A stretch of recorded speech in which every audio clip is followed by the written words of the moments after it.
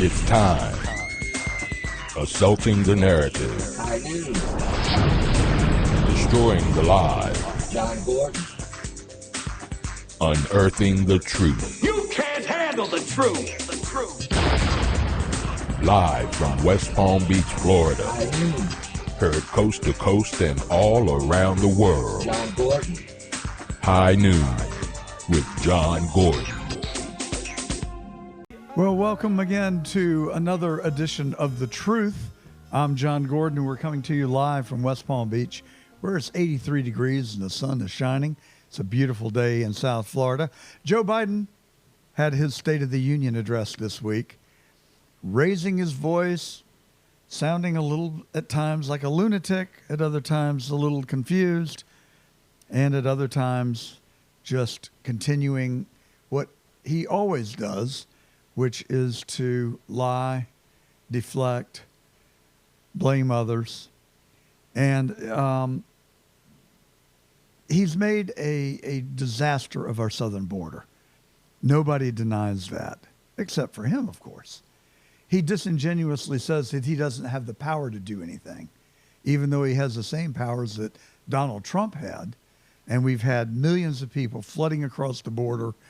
God only knows who has come across that border, from what terroristic nations, and what harm they are intending or planning to do. But rest assured, it will happen. I don't know when, I don't know how. We have to continue to live our lives in spite of the threat, but it is more than worrisome. You can call us today at 804-778-8888, and we'd love to have you join us on Getter. We'll be there right now or shortly, as soon as Michael cranks us up there under Getter Live. Just hit the live button, look for The Truth with John Gordon.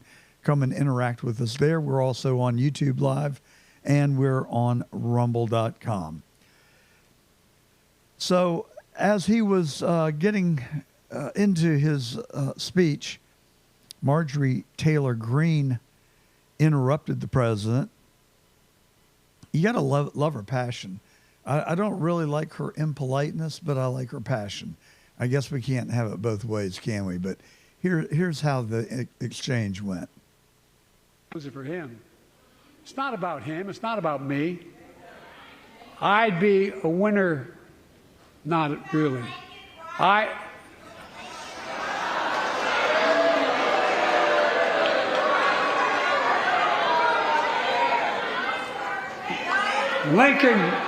Lincoln Riley, an innocent young woman who was killed by an illegal.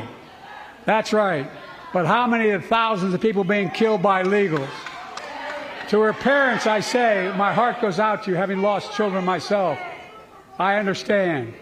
But look, if we change the dynamic at the border, people pay these smugglers $8,000 to get across the border because they know if they get by and let into the country, it's 6 to 8 years before they have a hearing. So, Mr. President, that happened to be Laken Riley, not Lincoln Riley, as you misstated. And he didn't talk about the police officers in Times Square that were brutally attacked by 6 illegals. He didn't talk about the other people who've lost their lives or have been raped or assaulted by illegals. You know what Nancy Pelosi's response was? He shouldn't have called them illegals. They're undocumented. What a crock. There you have it. There you have the problem. I mean, why would people want to allow an open border? Why would they want to allow millions of people to come from South and Central America?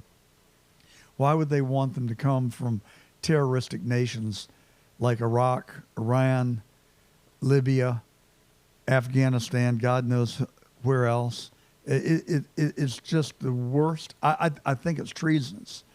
The laws of the nation are clear. We're supposed to have a secure border. It is the president's job, the administration, to secure the border. Why aren't they doing it? I think it is intentional. What other explanation can you provide? I don't have one.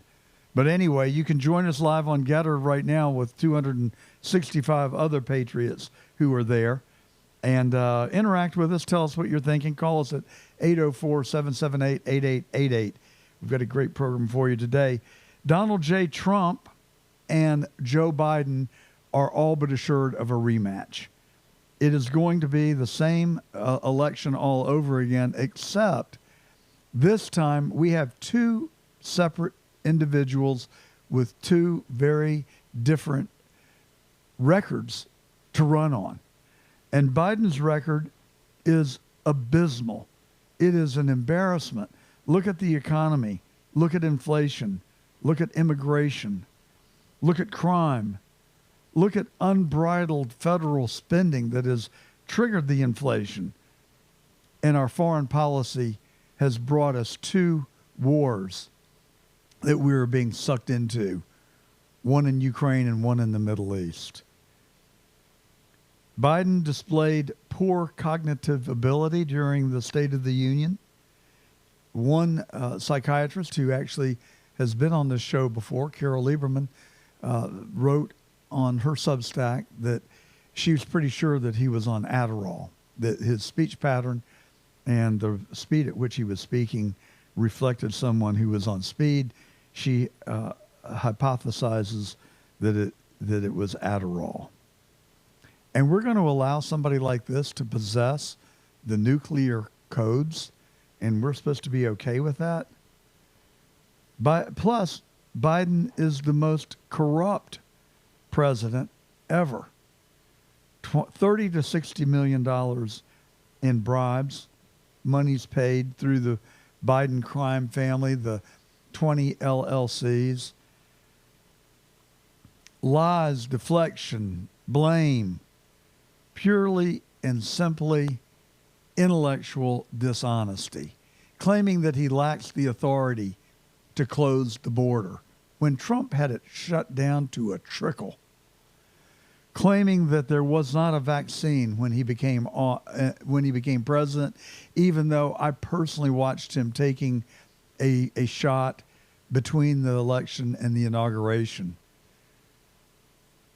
claiming that inflation is transitory, claiming that inflation is a result of forces outside of his control, when in fact we know that central bank policy, rampant spending are textbook 101, the causes for inflation. Does he accept any responsibility for any of that? Not in the least. And then, lest we forget the lawfare that we are witnessing. The people, and you heard it on this show a month ago, 232 people, I believe, was the number, something like that, who are sitting in jail without the benefit of a habeas corpus hearing and without having been charged for crimes relating to Jan 6th. We're in a world of hurt. And then President Trump has 4 criminal prosecutions that they're coming after him for. Jack Smith, Fani Willis, Letitia James, Alvin Bragg. What is the matter with these people? Don't they care about our republic? Don't they care about our freedoms? Don't they care about our Constitution and our Bill of Rights? $450 million is the bond that Trump has to put up in the case that Letitia James brought before Judge Ignoramus, as I'm fond of calling him, because that's exactly what he is. He is the biggest, all right, I'll say it, he is the biggest dumbass I've ever seen. Sitting up there grinning for the cameras while he is assaulting the former president of the United States in his courtroom through lawfare. He determining that Mar-a-Lago is worth $18 million and then imposing this absurd $350 million fine plus a $90 million interest payment, $440 million that Trump has got to post, and the Court of Appeals of New York just this week refused to issue a stay giving Trump time to adequate time to raise the money to post a bond. It's so obvious anybody can see what they're doing.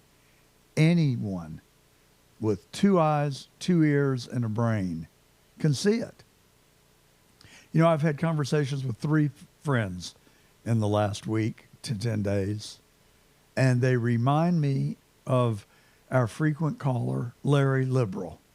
In fact, Larry is with us today. Hello, Larry. Well, good afternoon, John. It's such a pleasure to be back on the show with you.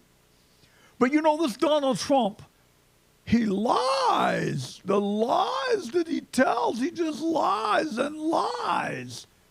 Larry, excuse me for interrupting. Name one lie. Well, he is self-indulgent. He's a narcissist. And he only cares about himself, and his ego is out of proportion. And he is a womanizer. And he's just a horrible, horrible person. So, Larry, let me just get this straight. You like Joe Biden, I guess, who lies every time he goes to the lectern, who has given us inflation. Do you know that a Happy Meal at McDonald's is like $20 now? They had a video on from a guy going to Five Guys the other day, and the check was $26 for a hamburger, fries, and a drink. You got millions of people who flooded across the southern border. You've got rampant crime growing in America, unbridled federal spending, and you want to talk about Donald Trump, and you can't name one of his lies. All you can do is make these vague, spurious allegations against him because you just don't like him. Admit it, Larry. You just don't like him, do you? Well, John, I just don't think it's good for our relationship. I don't think we should talk about this. I think we should talk about this. Actually, I'll call you another time. Larry? Larry, where? Oh, we lost Larry? Yeah. See, that's what they do. They come out, they make these vague, horrible accusations, and then when you start to pin them down, you start to push back even the slightest bit, they say, oh, we really shouldn't talk about this. Oh, let's don't talk about politics. Oh, I don't want to talk about this anymore. Oh, we shouldn't do this to our friendship. Well, then why did you say it? Why did you say these things? But that is the experience that I have had over and over and over with Trump haters, liberals, Dems. They don't have anything. They don't have anything. Well, except one issue. Now, you want to get ready for 2024? Here it is. Here's what you're going to hear from now until November.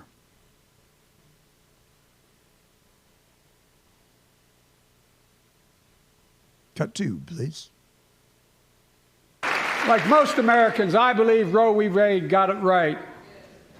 I thank Vice President Harris for being an incredible leader defending reproductive freedom and so much more.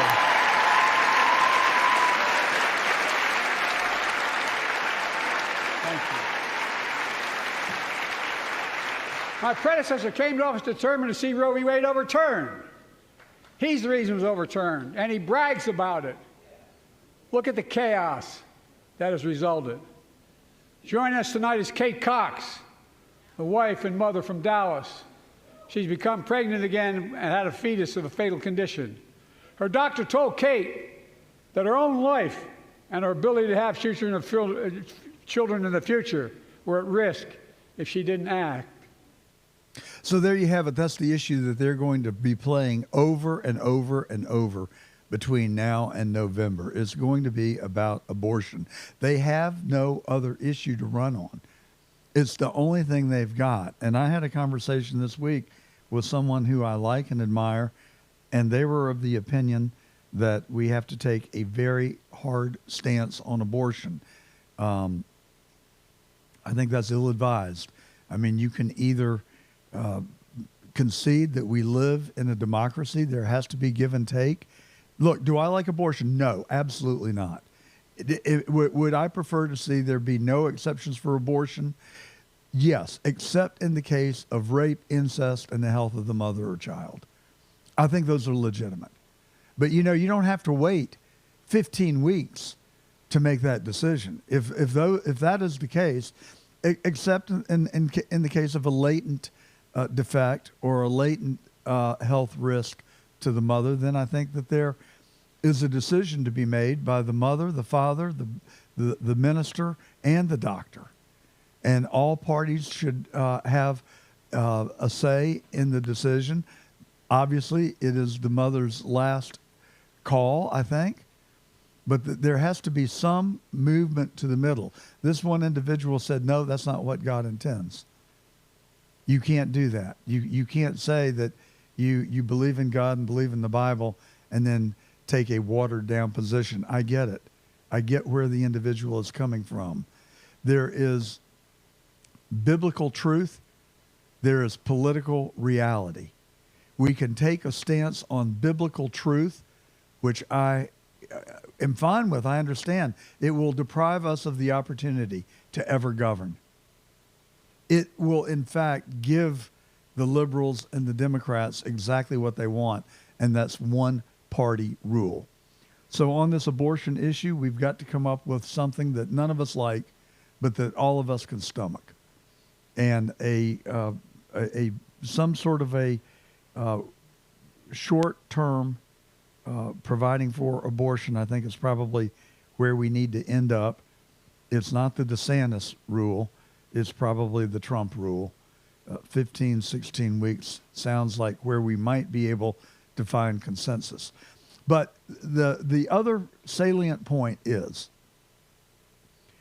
the Supreme Court ruled that this is a state rights decision. How much fairer can you get? If you live in Alabama and you don't want to have abortions, then you write your representatives and your the governor, and you express your beliefs, and the legislature will decide for that state. If you live in California, you do the same thing, and they probably will allow late-term abortions. That doesn't mean that we have to like it, but that is the reality that we have to live with. We can absolutely shoot ourselves in the kneecap and not have any chance of winning the election, or we can do what the founding fathers envisioned that we would do, and that is that we would debate, we will compromise, we will arrive at a point where people can come together. A lot of people are going to be unhappy regardless of what the outcome is. But the Republicans better come up with a good place to land on this issue, or else we will lose suburban housewives permanently, or at least in this election. So Biden also, so this is what just galls me about this guy. I mean, watch clip 3 here. For those of you on YouTube and Getter Live that are able to watch the live stream, check out this clip. The radio audience, you can listen in. Not since President Lincoln and the Civil War have freedom and democracy been under assault at home as they are today. What makes our moment rare is that freedom and democracy are under attack both at home and overseas. So the people who are claiming that democracy is under attack are the very people who are attacking democracy. They are the people who are trying to remove Trump from the ballot. Thank you to the Supreme Court. That is not going to happen. In a 9-0 decision, the Supreme Court ruled. Now the liberals want to go back to talking about packing the court. How undemocratic is that? Oh, you can't get your way, so you're going to resort to underhanded tactics to get your way? I don't think so. So as we move into 2024, we now have the candidates. We know that it's going to be Joe Biden, unless they pull a fast one at the Democratic convention. It could happen. They could usher in Gavin Newsom. I think it would be too little too late, but I can tell you, I'd rather run against Joe Biden than Gavin Newsom. He's tall, he's slick, he's handsome, he's articulate. He comes across very well, and he's as liberal as they come. He would be Biden on steroids, except I don't think it would be Biden and Obama 4.0. I mean, as you know, I think that Biden is the Biden White House is really being run by the Obamas and the Clintons and the Pelosi's. Yeah, don't call them illegals. Call them undocumented. I mean, what a crock. That's the sort of thing that just makes my blood boil. That they would try to cover and obscure the truth. It's just so dishonest. But that's what they do. While they're claiming that people are threats against democracy, they are the ones that are threatening democracy. Just look at these lawfare cases that are going on. Well, Fani Willis, she has blown it, and she's blown it big time. The supplemental brief she filed in court this week is just poor, pitiful me, more of the same, and so just incredulously saying that it's a low standard or a low standard. Well, let me see if I can express this right. The standard of proof is high, but the standard for disqualification is like impossible because she is an elected official. In her supplemental brief, she says 19 times, I'm an elected official. I'm an elected official. I'm an elected official. I am above the law. You can't touch me. I am a black female. I am a black woman. You cannot remove me from office. Well, the defendants are all jumping in to respond to her brief. It's pretty sad, really. I mean, the whole thing is really sad. But the defendants have retorted, no, she's not held. The standard for removing a district attorney, she wants to say it's impossible, that you have to achieve this very high threshold in order to remove an elected official. But I think the respondents, I think the defendants have responded brilliantly. And they've relied on the law, which says that a district attorney, a public official, is held to a higher standard. So there is a lower threshold for removing someone who has violated the law or violated the canons of ethics, in this case, both. And Harry McDougald, who was on the show 2 weeks ago, in his brief, laid out 6 different standards or 6 different offenses that Fani Willis has committed. She has set up a system to reward her boyfriend. That is a financial conflict of interest. She financially benefited from setting up her boyfriend and paying him $650,000 with taxpayer money because they went on trips together for which he paid for, all but 2 that Ms. Willis has receipts for. Otherwise, it is her lame statement that she just paid him back in cash. Well, that doesn't, she has the burden of proof in that case, I believe, given the amount of evidence and the amount of testimony against them. She has also lied to the court. And Nathan Wade lied to the court in his divorce proceeding. Both of them have lied to the court. And Ms. Willis also failed to fulfill her duty to call Nathan Wade out in his perjury. She cannot sit in court as an officer of the court and allow someone who is testifying under oath and doing so falsely in a way that could benefit her. She has a duty, and every member of that DA's office, in fact, has a duty to stand up and call a foul. But they haven't, except there's one assistant DA who was actively involved in the case who has gone missing. She's nowhere to be found in any of the pleadings. She's not in the courtroom anymore. I'm sorry, I can't remember her name right off the top of my head. I'll get it for you in a minute.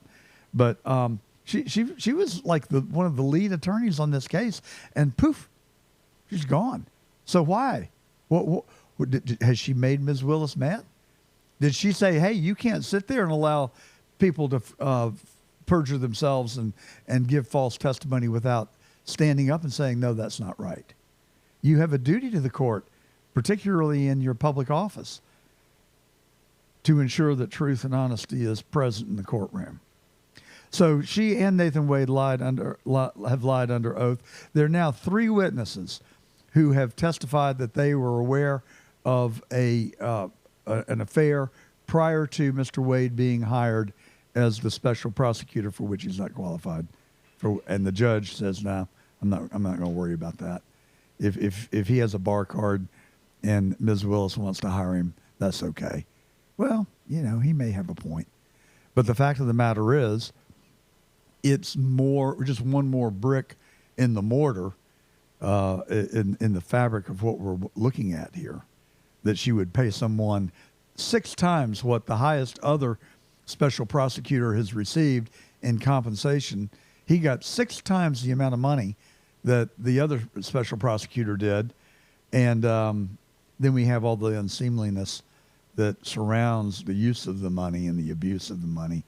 And then in their brief, they misled the court. They said that this court case, it makes it impossible to remove a public official. And as Harry McDougall says in his brief, that's just not a fair interpretation of that case. So the judge, Scott McAfee, and I was really curious about this. When Nathan Wade's law partner finished testifying last week, it was so apparent to me that it was over and done that I could not understand why he announced that he was going to take 2 weeks to make a decision. And I've shared with you before that I spend a lot of time in preparation for this program every week, and part of my preparation is trying to talk and search out the smartest people I know.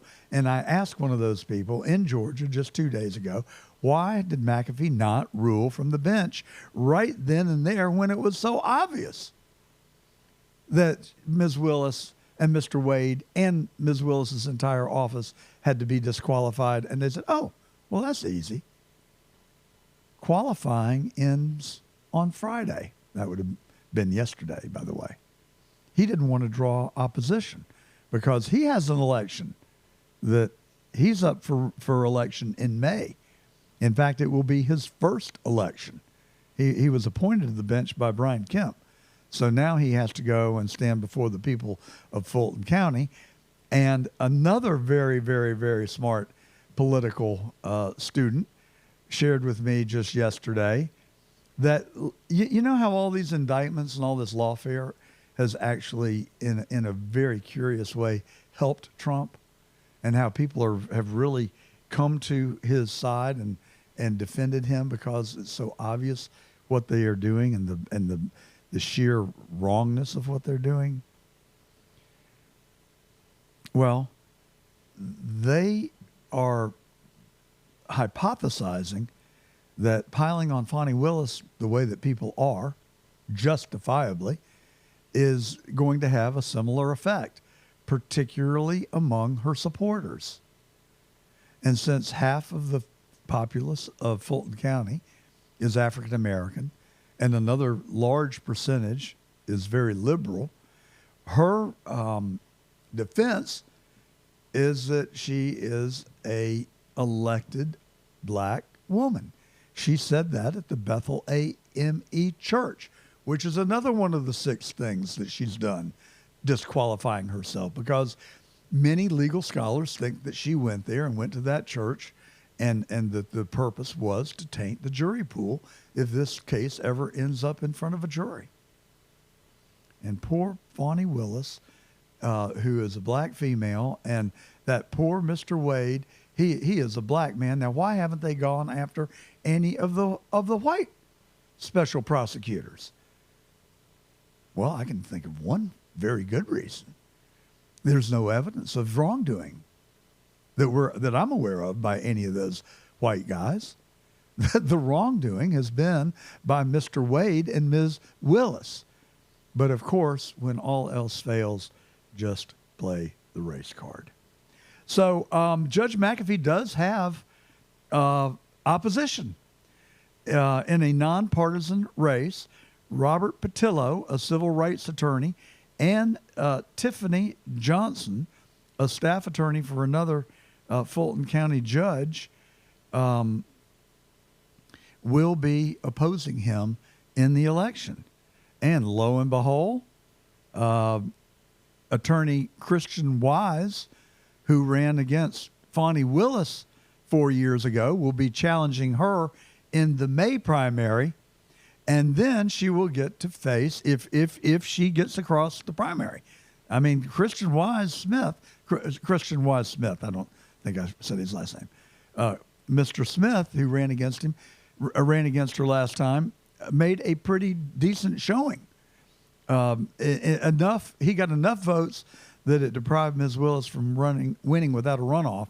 And so there was a runoff between her and Paul Howard, who was the also crooked, corrupt DA before Ms. Willis. And so Ms. Willis beat him pretty handily, and she had a lot of support from the white community, a lot of support from Buckhead. And I'm embarrassed to say that I voted for her. I didn't have a choice. My choice was Fani Willis or Paul Howard, and I knew Paul Howard was corrupt. I mean, nobody disputed that. And so look what we ended up with. Shame on all of us who pulled that lever, and I'm embarrassed and regret it. But I had no choice. It was a vote for a known crook or vote for a seemingly a pretty unknown quantity. Had I known then what I know now, I don't know what I would have done. I would have written in somebody. Maybe I would have written in Courtney Kramer, because she is going to be the Republican nominee. She is running unopposed for the Fulton District Attorney seat, and she will not have a primary opponent. And so it will be Courtney Kramer, and whoever wins the Democratic primary, odds-on favorite would be Fani Willis, because the people in the black community think she's just being persecuted. She's being picked on. They believe what she said in that church on that Sunday. So we'll see how it plays out. It's messed up, folks. It's messed up. I don't like it. I really do not like it. And I wish there was something that I could do about it. I did get phone calls from no less than 10 people encouraging me to go run against Fani Willis, and I gave it some real serious thought. But I concluded not to for a variety of reasons, one of which was I don't know that I could survive in that snake pit. You go down there and look at that district attorney's office and all the people that are engaging in this lawfare against the former president of the United States. I just don't know that I've got the stomach for it. But somebody does. I hope Courtney will win. I hope she'll go down there and clean house. But my advice to the judge, do the right thing, follow the law, disqualify Ms. Willis, disqualify her office. This is my prediction today, ladies and gentlemen. The appeals process for Judge Ignoramus's decision is going to take us through and past the election. Alvin Bragg's lawsuit is being, I mean, you don't hear anything from him. It seems to be in no man's land. Jack Smith is running into roadblocks everywhere he turns, including from the judge, Judge Cannon, who is a Trump appointee, but she's in the West Palm Beach circuit, and she is trying to follow the law, and she is trying to be a real jurist. And she's not going to rush this case through like Jack Smith has been pounding the table for. And Fani Willis, I predict that she's going to be disqualified from the case. The Georgia bar better rise to the occasion and disqualify her. She's under investigation from the Georgia Senate. You can watch it on YouTube as they interviewed Ms. Merchant, one of the lawyers for one of the defendants, who, if you've watched the case, you've seen on television. She was before the Georgia Senate the other day for 2.5 hours. So I don't know where the Georgia Senate is headed.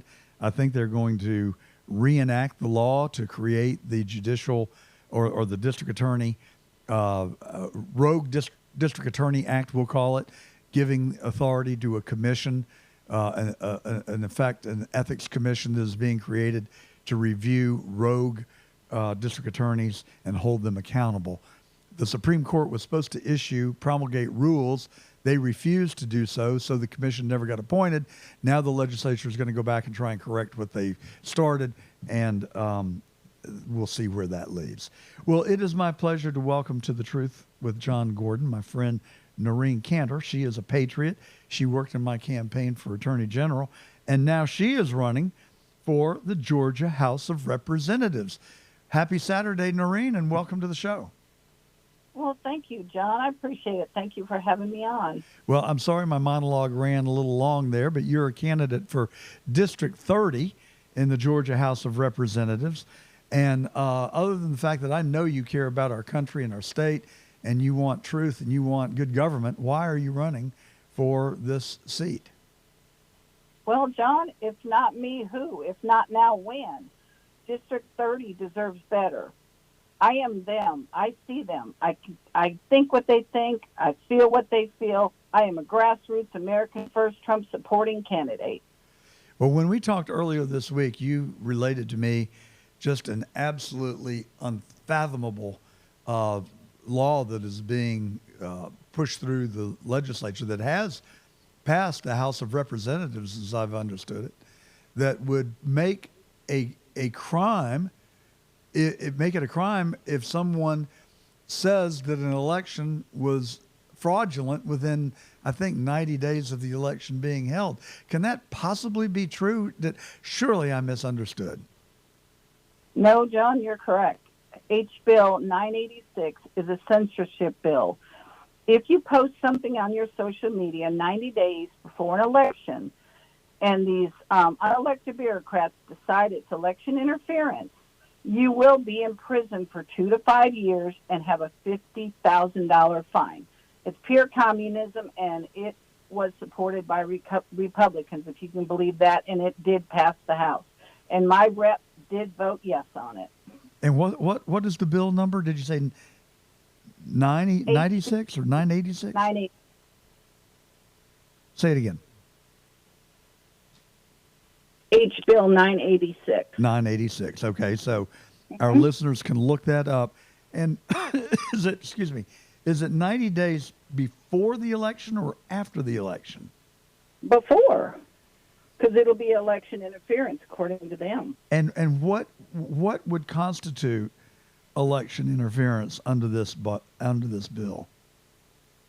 Well, I guess I'm not. You could post a meme criticizing a candidate, or you could post something, or you could share something. It's just a ridiculous bill, totally ridiculous, and pure communism. And your opponent voted for it. Oh, absolutely. In fact, my opponent, I've been going through the bills for the 93 session, and I'm working on the 23 session and the 24, and I've come up with 211 votes so far, and he voted yes on every single bill. So I think the 30th House District has a yes man down there, because I haven't found him to vote yes yet. Now, Noreen, you're cutting in and out a little bit. Can you get another bar or two on your phone so we can continue to hear you?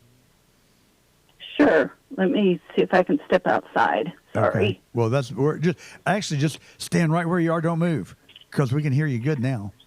All right. Let me see. Is that better? Yes, much better. Thank you. Is that better? Yes. So, your district, is it District 60? Is that what we said? 30. 30. Tell us where District 30 is. It's Flowery Branch area. Right there on Lake Lanier. Yeah. around South Hall. And now, District 30 used to be very conservative, and it was one of the most, Flowery Branch was one of the most conservative sections of the state. I don't know what it is today. Can you give us a flavor of what the politics is like in Flowery Branch? I think it's still pretty conservative, but we do have a lot of people moving up from Gwinnett and other places because it is so nice and so pretty. So I'm really not sure. The Democrats lost in the general to the representative now, and it wasn't even worth her voting. But I don't know. We'll just have to wait and see. I'm hoping it's still pretty conservative, though. From the people I talked to, they are very upset with the representative and the way he votes, just yes on everything. So I am hoping that it's still very conservative. Well, are you sure you want to go down there to the Georgia swamp? I mean, I just said that, I had grave second thoughts about trying to go to the Georgia or to the Fulton County District Attorney's office, even if I could win. And by the way, that was another part of the calculus, just being totally transparent. I really don't know that a Republican, particularly an aging white guy, could win in Fulton County espousing conservative values. I guess, I've been trained as a lawyer, so I can argue either side of that coin. I guess the other answer is that if you don't try, then we'll never have any progress. We'll never get somebody in office. But clearly in Fulton County, the odds are severely stacked against someone like myself from being able to win in a county-wide election. But do you really want to go down there and do battle in the Georgia swamp under that gold dome, which I think has lost its luster in the last 4 years, frankly? Yes, I do, John, because you know me for a while. I've got the passion to do what's right, and the people in the District 30 deserve better. So I think that if we can get more conservatives elected into the House and we all band together, we can straighten it out. And I want to be one of those that helps straighten it out. And I want to be able to tell my grandkids that at least I tried. Well, God bless you and God love you for trying, just like that guy in One Flew Over the Cuckoo's Nest. He said, well, at least I tried. At least I tried. And I think that is good advice for all of us. So you can ask Noreen a question if you call us at 804-778-8888. Michael is standing by in the studio to take your call. We'd love to hear from you. Love to have you weigh in on the issues that we've talked about today here on The Truth. And it's raining along most of the eastern seaboard in our listeners' locations. In Richmond, it's 52. It's raining there. Atlanta is 62, where you've got a pretty day. Philadelphia is 45, and it's raining. Nashville is 50 under cloudy skies, and Pittsburgh's 50. And in the state of West Virginia, the John Fredericks Radio Network has expanded on 4 different AM and FM radio stations blanketing the whole state. So welcome to all the West Virginia listeners to the John Fredericks Media Network. Noreen, tell us about what are the top issues that you are pursuing in your candidacy. Well, definitely election integrity. We have to make sure that our votes count and they don't cheat and steal this one too. So that is my biggest concern. And I watched a clip from President Trump just last night saying that a large effort will be part of his campaign for election integrity. We've got to have a free election, or else I know that the Georgia election in 2020, based on what I've seen, it is my strong opinion and belief that the election was stolen. I think that Trump carried Georgia by a considerable margin. And that's the thing that just frosts me in this Fonnie Willis case. You know, they're just arguing legal motions, and we have not had any evidentiary hearing. And I said to one of the lawyers the other day, how could she have gotten an indictment when the judge from Henry County Brian, I'll tell you in a second. I've said it so many times. How can I not remember it right in this moment?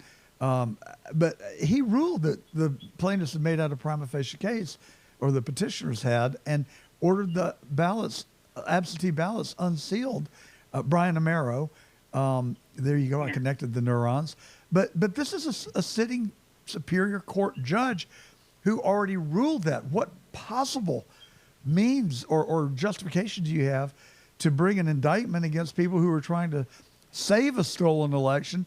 And she is instead claiming that they are the ones who are trying to steal the election. It is just horrible. And I'm at a loss to know what to do about it. But I think she's going to be off the case by Friday of this week. Andrea, calling from Atlanta, what do you have to say about it? Well, hi, John. Actually, I was calling about the abortion issue. If I can just put 2 cents worth in, I think it's an extremely important topic and should be discussed more. And it's also an issue where Republicans are very, very likely to lose an awful lot of votes. I'd like to see more educated discussion about it, John, and maybe you can have that on your show. For example, the rate of natural abortion by month 3 is approximately 18%. We need to look at the psychological data of children who are adopted. People who adopt children are golden, are just wonderful human beings, but the kids suffer often more than we understand. I think people who don't want children shouldn't be forced to have them. I'm happy to supply birth control pills or so forth. These are all topics I think that we need to discuss more. The problem with the abortion bills that the Democrats are pushing through is that it authorizes killing babies at birth or even shortly after birth. And this is a monstrous act that they are slipping through under the guise of being able to have abortions in general. I'd love to see much more intelligent and informed discussion about it, John, and I'm glad you brought it up. Well, you've got my email. I want you to send me a couple of names of people that you think we could have on the show that could respectfully debate this issue, and we'll bring it to the truth, and happy to have the conversation. It is a very difficult issue. It's not difficult for me, but politically it is very difficult because I know a lot, I mean a ton, of very smart females, and I think the very honorable females that feel passionately that they should have the right to choose what to do with their body. I just don't see it that simple. I mean, it seems to me that the unborn child has rights, and it seems to me that the father have rights. And I think also, and this is, I'm probably going to have to start my car with a broomstick after saying this, but what about the right to choose at the point of conception? What is the matter with that being the standard? And when I was a kid and I was growing up and we were teenagers and we were in college, that was the issue that I focused on always. The worst thing I could have ever imagined would have been to have brought an unwanted child into the world or to have gotten a girl pregnant. It was something that I thought about, that I felt a huge responsibility never to allow to happen.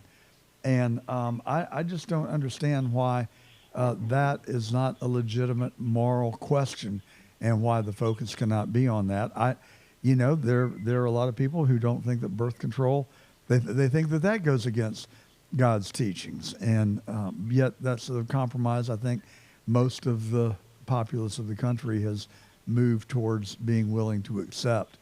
And sex education and birth control being widely and freely dispensed and readily available it doesn't seem like something that is up for debate any longer. But 20 years ago, it was very much up for debate. So I guess the thing that bothers me, just to kind of wrap that all up and put a bow on it, is that I've watched a steady moral decline in this country.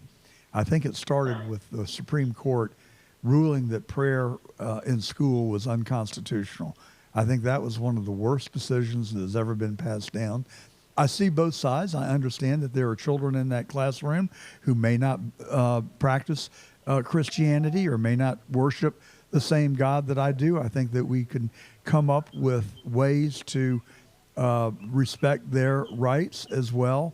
But, you've got so many people that are growing up in single parent homes, especially without fathers being present.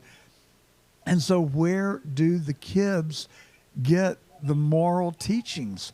And when I was a kid, every single day began with the Pledge of Allegiance to the flag and a passage from the Bible and a prayer. And it's where it formed me as a person. I also grew up in the church and spent every Sunday at Sunday school and then church, and then came back for the young Methodist ministry program at our Methodist church in Macon, Georgia. I would go there, we'd have dinner, and we'd have Bible study.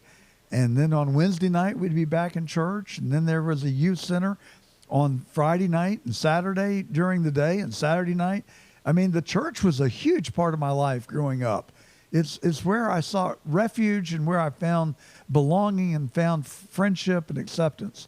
And today it has become not the institution that so many of us grew up surrounded by, and we learned morality. We learned ethics, and our parents role modeled those values for us. Not so much today, particularly where the father's absent, and in many families it was the grandparents that would pass those values on to the grandchildren. But now you've got grandparents who are in their 20s and early 30s. And so it's a problem. I don't have a ready solution. Noreen, how are you going to straighten it out? Pardon? I said, how are we going to straighten it out? I don't know. I totally agree with you. Abortion is just pure awful. I think birth starts, a baby is born, conceived, that's when it is a baby, it is human.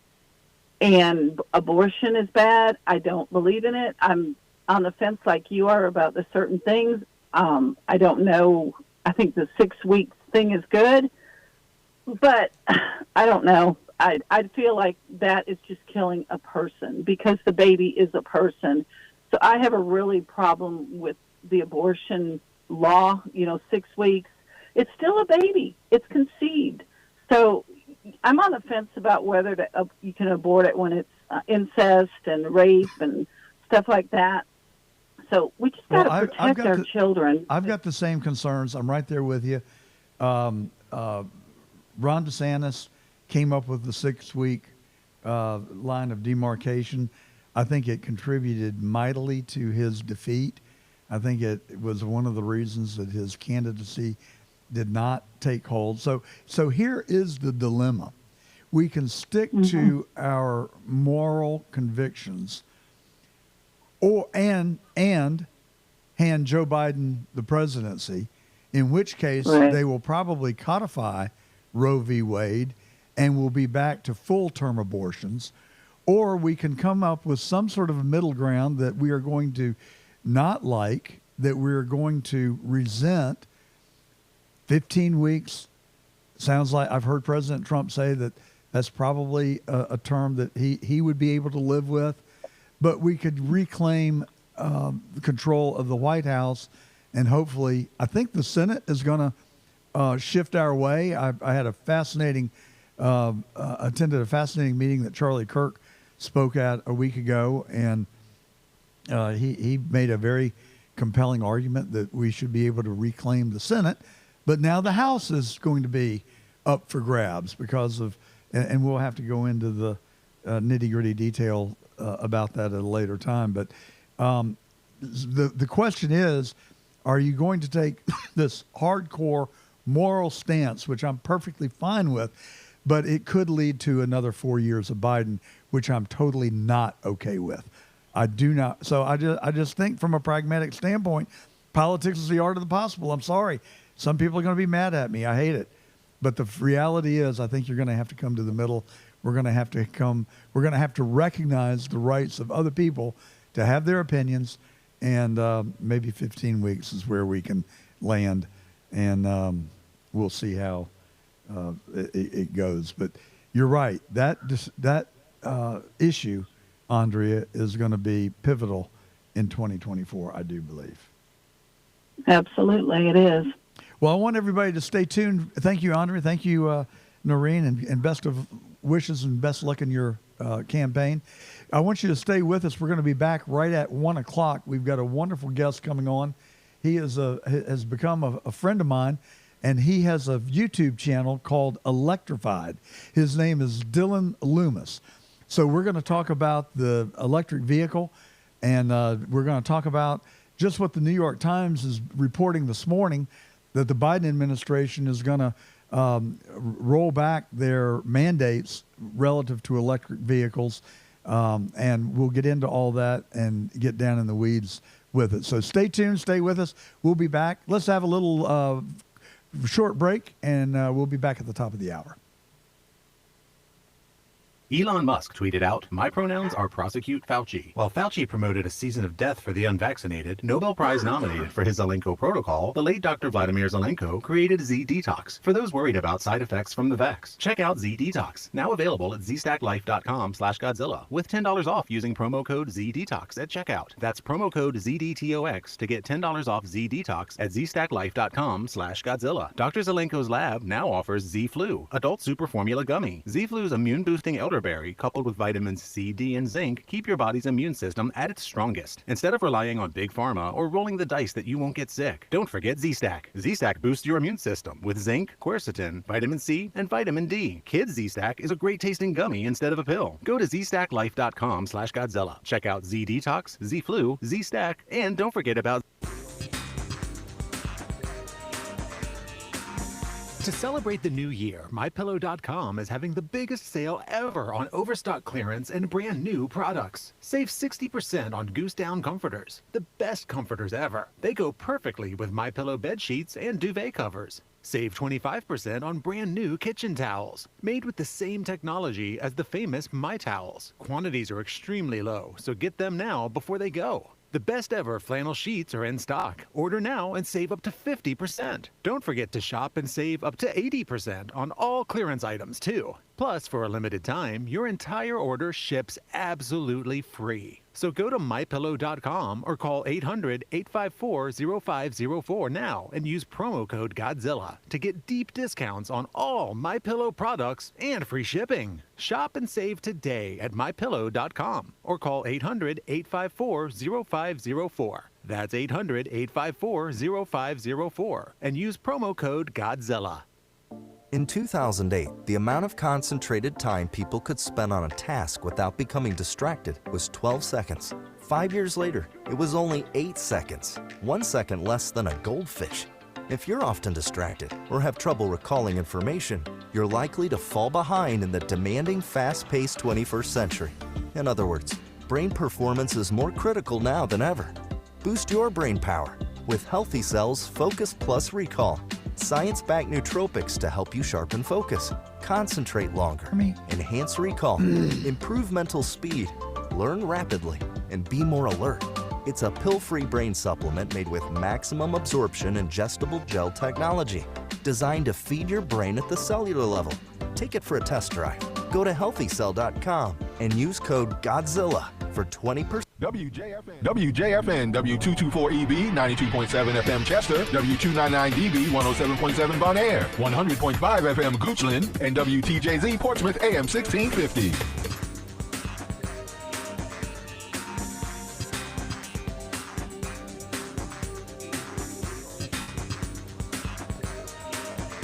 All right, we are back from the break. We are broadcasting live today from West Palm Beach. As usual, this is The Truth. I'm John Gordon.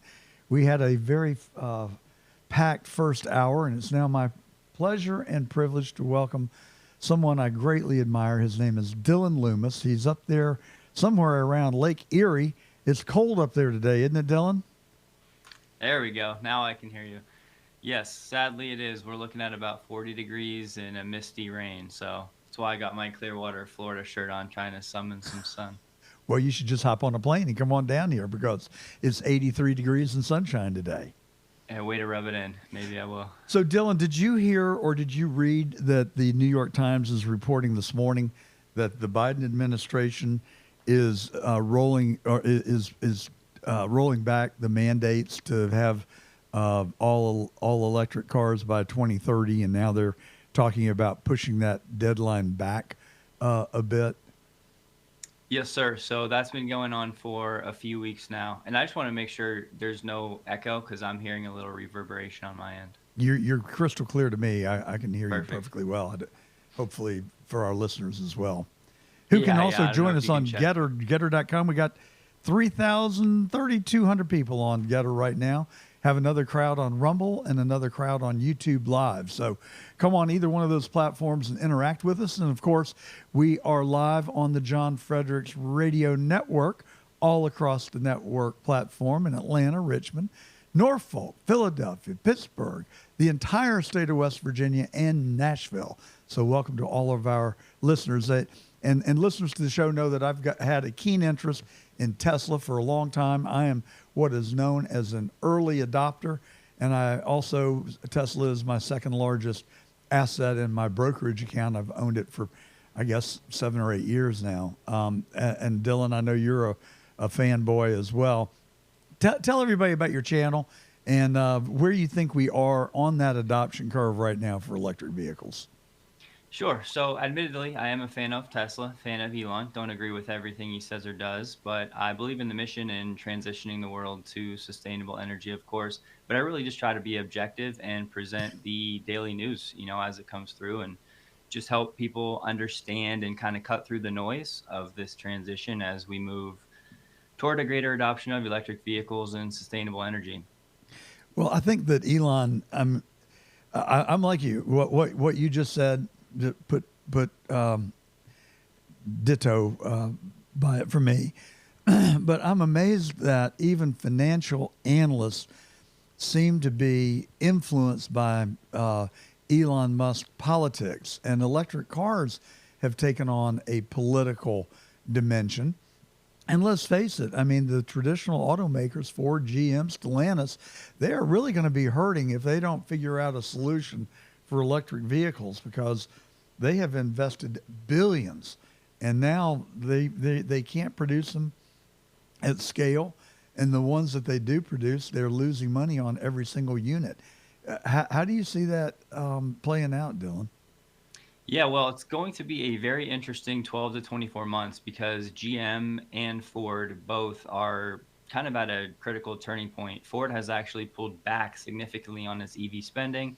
They're shifting more to hybrids in their gas vehicles, of course, to keep churning out profits, but they really just don't have the demand for their pure electric vehicles to the level I think they were expecting. And there's a lot of things that go into that. Interest rates are high and the overall auto industry is dealing with those challenges. But GM, they have their new Ultium platform. It's a modular platform, full battery electric vehicles. It's been in development now for years and delayed many times. They've had software issues, but their Blazer, which is supposed to be a competitor to the Model Y, is now, they had a stop sale. That's over. So that's going to be up for sale. And this will be the proving year to see if they can start selling EVs on this Ultium platform. Historically, they really only had the Chevy Bolt. It did fairly well for them, but now that's going to be pushed back to 2026 as they shift that over to this new Ultium platform. So yeah, it'll be interesting to see if they can get any momentum going here with EVs. So where do you think we are on the adoption curve? I'm a self-identified early adopter. I bought a Tesla Model X a year and a half ago. I have to tell you, I love it. And I love the full self-driving. My wife and I go down to Miami quite a bit, and I put in the destination in my nav and hit the button, and this car takes me to Miami without intervention. Usually I will make 1 or 2 interventions, not because of anything the car is doing that I don't like, but just the situation that I find myself in sometimes just makes me very uneasy. And so I'll take it off full self-driving and take it back over until whatever it is has passed, and then I'll go back into the full self-driving mode. But it is absolutely amazing technology. But I mean, give us the numbers if you can. I don't mean to put you on the spot, but you know, it looks like we've got a hockey stick under development right now as people are flooding towards electric vehicles. Yeah, so it really depends on the region. You know, China is leading the way. They're at about between 30 and 40% electrification for new vehicle sales. The United States sits anywhere between, 7 and 9%. California is the state that has historically been leading the way. And then Europe is, similar to the United States, but again, it depends on the specific country. So overall, I would say we are past the early adopter phase, and that's why things are becoming a bit more challenging right now. We're in what I would call the chasm. So it's right in between the after early adopters and before the early majority.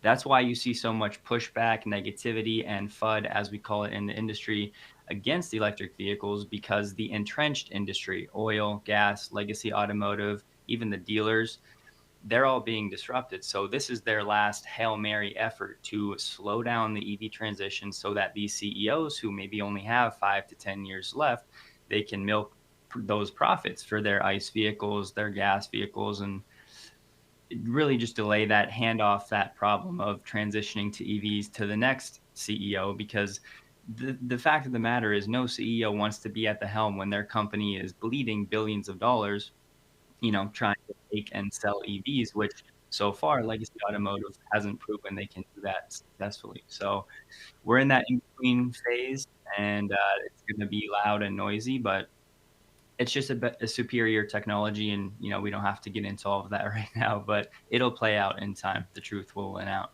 Well, it is superior technology. It said differently, it truly is a better mousetrap. And I would like to depoliticize it, to tell you the truth. I mean, even though the government subsidies $7,500 if you buy a qualifying car for a federal tax credit, that means dollar for dollar. You get to take that off your taxes, and then there are state tax credits or deductions depending on where you live that are available also. So as a shareholder, those really benefit me. From a philosophical and political science perspective, I don't like it. I would be perfectly fine without the tax subsidies. I did not get a tax subsidy or benefit when I bought my car. They were not in existence then. So it didn't factor into my purchasing decision at all. But my point is, I would be perfectly happy to truly let the market determine the adoption of electric cars. And I don't think we have to politicize every last thing that we say or do. Yep, you sound like Elon. He said the same thing. He's not really in favor of the subsidies. He doesn't think it's the right thing to do, especially when you look at the spending problem that I believe America has. Just to play devil's advocate, though, it's tough because you look around the world and China dominates 90% of the electric vehicle supply chain, and they're leading the way in new electric vehicle adoption. So what will the American auto industry look like in 5, 10, 15 years if we don't put forth these investments into charging infrastructure and building electric vehicles and the supply chain resources that are required, so we're not reliant on that region and China as much as we are right now? So I totally agree. We can't keep spending at the rate that we are, and big fan of the free market and letting the products play out and win out on their own merits. But it is tough because if we do that, it will, of course, slow down adoption and slow down all of this battery investment that's been announced since that Inflation Reduction Act has been rolled out. There have been billions and billions of dollars of commitments for these battery makers to bring jobs to the United States, to start manufacturing the batteries here, which is really important. So I can definitely see both sides of the coin. Okay, so Dylan, I've spent a lot of time studying Tesla and electric cars. And one thing that I hear from people a lot is that the electric car is not saving the environment, that it really takes so much carbon to produce the batteries and the materials that are in the electric car and then you've got to power them. A lot of the people that are powering their car are doing it through electricity made by coal. And so it really does seem to me that if we took a snapshot in this moment of time, there probably is not a environmental basis for an electric car. Tell me what you think. Yeah. Well, there's a really long explanation and there's a short one. So I'll give you the short one. I would say to somebody that would say that, let's park your gas combustion engine car in a garage and I'll park my EV in a garage, close the door, turn it on, talk to me in 24 hours, and then tell me which one is better for the environment or not. Now, I just got to interrupt you for a second. I shouldn't go down this rabbit hole, but my wife has a similar analogy that you reminded me of. She said, if you really want to figure out who loves you, put your spouse in the trunk for 20 minutes and then let them out. And then as an experiment, put your dog in the trunk for 20 minutes and then let them out and see which one really loves you. Anyway, let's get back on board. Yeah, I've never heard that one before. But yeah, so there's so much data and information, and different organizations will try to massage and manipulate it to make their point. And you just have to understand that and have your eyes wide open going in. But there are a lot of studies being done in this space. And the simple takeaway is, even when you factor in for all of the mining that is required to gather these resources for electric vehicles, over the lifespan of the vehicle, from the mine to the actual well and the wheel of the car, it only takes, usually on average, a few years for the EV to be significantly better when it comes to overall emission. And that doesn't even factor in the future recyclability of these battery packs. I think a lot of people think when these EVs get toward their end of life, which also lasts longer on average, and as they keep getting better, they're going to keep lasting longer, they'll be recyclable.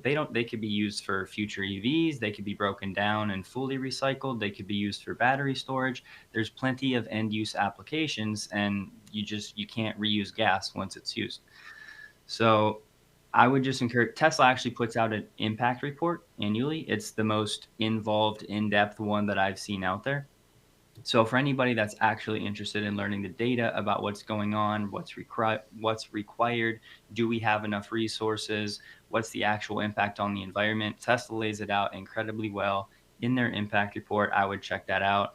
But yeah, there's just a lot of disinformation out there. I'm personally pretty much aligned with what you just articulated as far as the environmental impact. I would say that right now, based on everything that I've read and seen, that it's probably about 50-50.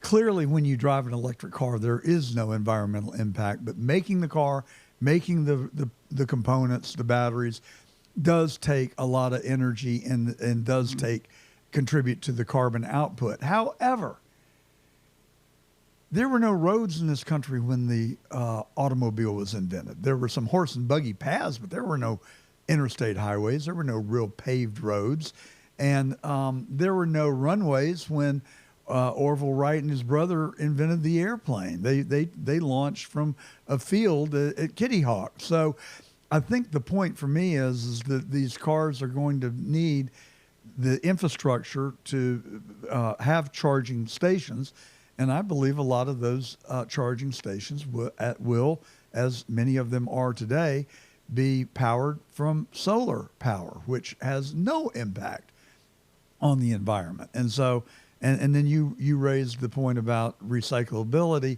which I think is going to be the long-term solution for saving the environmental impact. So I think the balance is tipped strongly in favor of the electric car, but it may be another 4, 5, 10 years before we see the true beneficial impact to the environment. That's the world according to John as I see it today.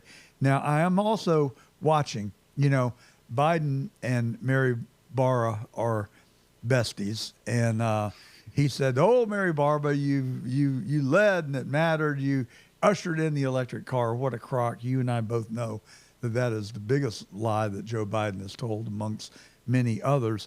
But now easing these mandates back, as they are floating this trial balloon here, I think it's purely and simply to try and get more votes in the state of Michigan, because we do know that the electric car is going it is and is going to continue to hurt jobs in this country from the traditional auto manufacturers. And Trump, who I love, he slams the electric car. He says, "Oh, they don't have the range and they're not reliable." And so that's the one policy thing that I disagree with Trump on. I wish he would just rather say, "Hey, we need to protect people that work in the oil industry and the automobile industry, and we need to have some sort of a phased transition to electric cars, and try to figure out how to protect these people's jobs and not wholesale eliminate the industries as a whole." I mean, that would just be very selfish and not considerate of people who have spent their careers.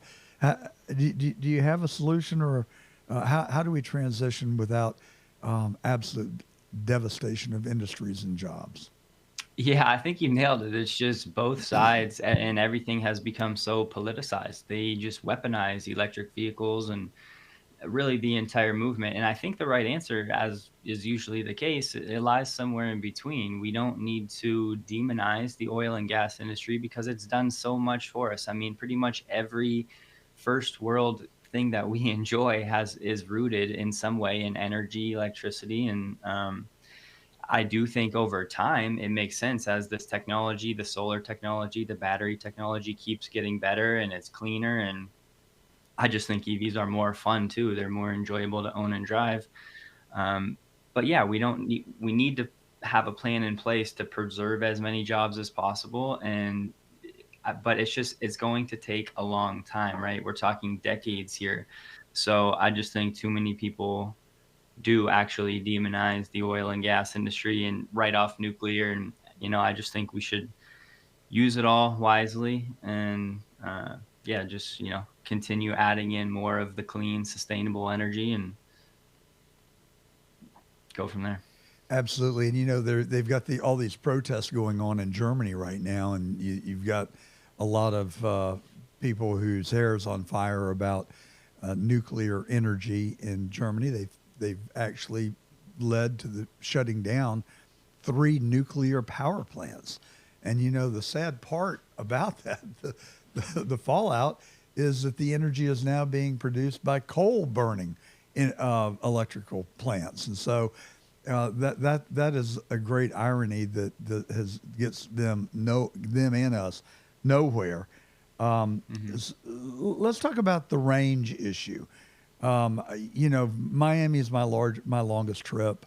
I leave here in West Palm. I drive to Miami. I drive back. I've still got 30 or 35% left on my battery if I leave with a full charge.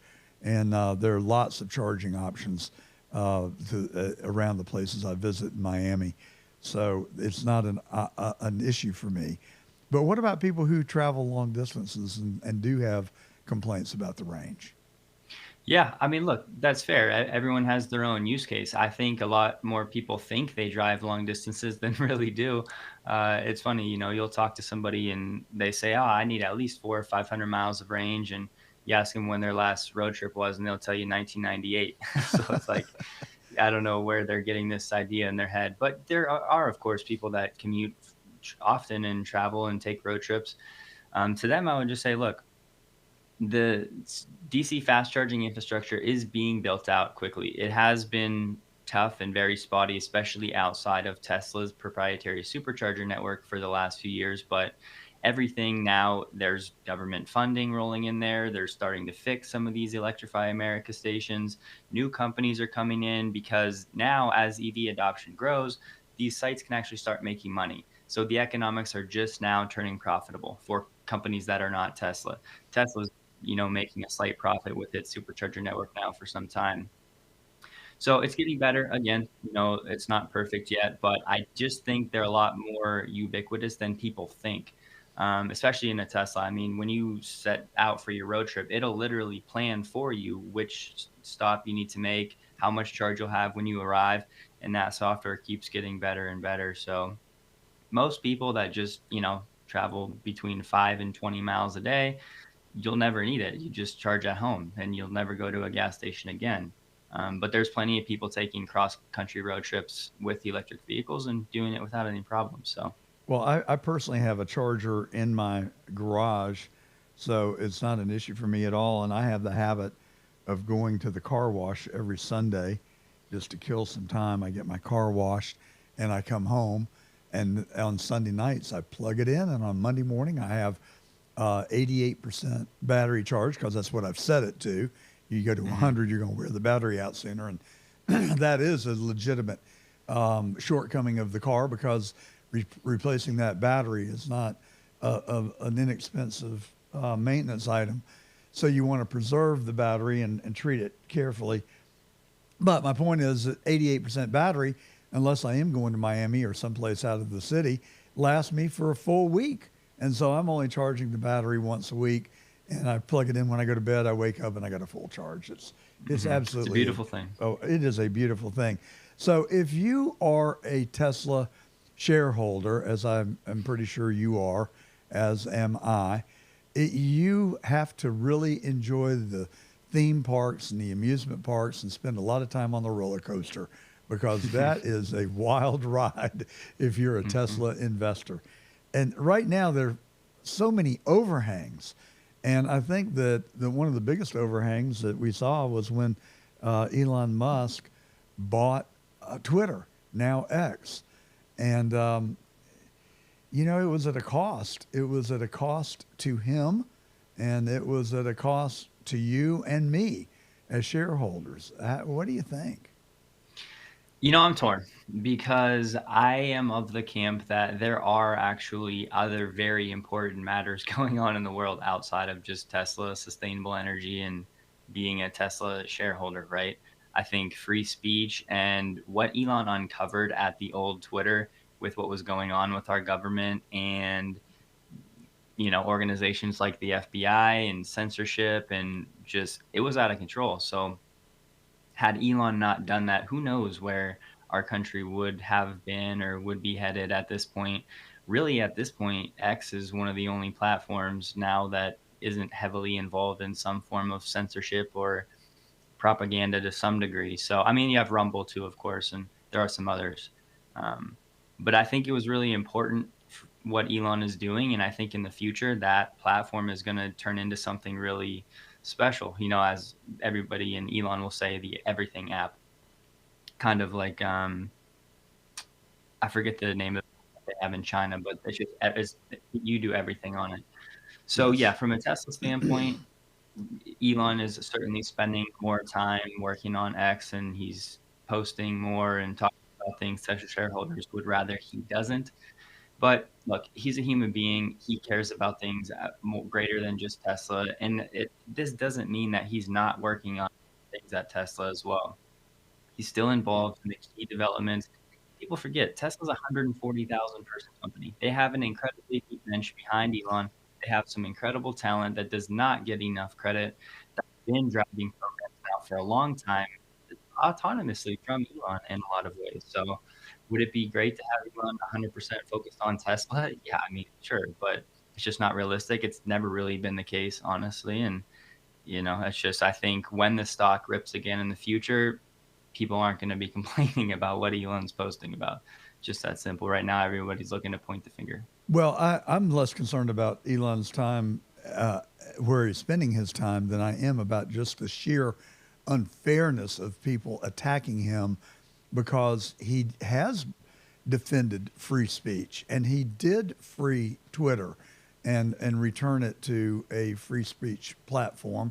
I am perfectly willing to sacrifice my financial contribution, which I haven't sacrificed because I haven't sold a share and don't intend to. But if I were to, it would cost me money that I've left on the table after he bought X, if you're following what I'm saying. But anyway, Sure. then you have this activist judge in Delaware who disqualified Musk 2019 compensation, which was another just completely insane decision. I know you know what I'm talking about because I've seen you on your show talking about it. Yeah, I read the whole court case just to try to understand both sides and go in with an objective mindset. And in these situations, I really do always try to learn, like, what could Tesla be doing better? Do they actually have some blind spots? Are they setting themselves up for, exposure in the future? And I think at the end of the day, there are definitely things Tesla could have done better. Don't get me wrong. I think what that judge decided was ridiculous, and we don't need to kind of bash that. It's been done plenty, but from Tesla's standpoint, where they can learn from this, they do need to be a bit more forthcoming about Tesla's board of directors and the nature of the relationships. I just think there's plenty of the Tesla shareholders, the retail side, that support Elon and the mission, and they're okay with Elon having friends and close business partners on the board of directors. But I think what that case brought about was that Tesla needs to inform the shareholders when it comes to voting topics and just make sure they have all of the information, because what the information they actually gave on the proxy document for Elon's compensation plan, it really wasn't that thorough. They definitely could have been more forthcoming with the nature of those relationships and how the negotiation went and how they arrived at those final numbers, whether ultimately the retail shareholders are fine with it or not. But I do think in the end, whether it's through appeal or giving Elon another compensation plan, now that they're going to be moving their HQ to Texas, I think it'll get worked out in the end. And hopefully, Tesla comes out of it stronger and wiser. Well, one of our frequent listeners who I happen to like very much is blowing up my phone saying that this is a Elon Musk apology show. I don't apologize for anything I've said. I love the guy. I think he speaks the truth. I think he defends the truth and freedom of speech. And I think he is probably going to be the greatest entrepreneur of this century based on what we know so far when you consider Tesla, SpaceX, the Boring Company, X, and you just go down the list of his accomplishments. And he was in was in Palm Beach just last weekend visiting none other than Donald J. Trump. I think the two of them could accomplish great things. Mm-hmm. I would have to agree. Look, Elon's not for everybody. He's a polarizing figure. There's no way around it. And that's okay. And, I'm not trying to apologize or support anybody. I'm just trying to tell the truth as I know it. And that's what we do every Saturday here on The Truth. I'm John Gordon. We've had Dylan Loomis as our guest today. Thank you so much, Dylan. It's always a pleasure to be in your midst and in your company. You just have such great insight, and I love your humility and your down-to-earth character. I will see you on YouTube tomorrow, I am sure, and best to your lovely wife. We'll be back next Saturday at high noon. This is The Truth. I'm John Gordon, and I'm telling you the truth. Have a great weekend.